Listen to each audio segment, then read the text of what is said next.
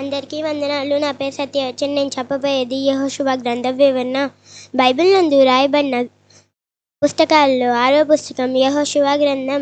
యెహోషువ నాయకత్వంలో జరిగిన సంగతులను రాసిన గ్రంథం ఇది. ఇందులో 24 అధ్యాయాలుంటాయి. మోషే తర్వాత ఇశ్రాయేలీలను కనానుకు నడిపించినది యెహోషువ. యెహోషువ ఈ గ్రంథంను దేవుడు చెప్పగా రాశాడు. యెహోషువ గ్రంథం గురించి కొన్ని ముఖ్యమైన విషయాలు తెలుసుకుందాం. యెహోషువ ఆధ్వర్యంలో యోర్దాను దాట, యెరికో గోడలు కూల్చిన విశ్వాసం, నీతిమంతురాలైన రాహాబు, హాయి పట్టణం నాశనం, సూర్యచంద్రులు నిలిచిపోవుట, కనాను భూభాగంలను స్వాధీనపరచుకుంటా, ఇశ్రాయేలీయులకు భూభాగంలను పంచుట, నీతిమంతుడైన కాలేబు, షిలోహులో సమావేశం, షెకెంలో ఒడంబడిక, యెహోషువ ఉపదేశం, మరణం. అందరికీ వందనాలు.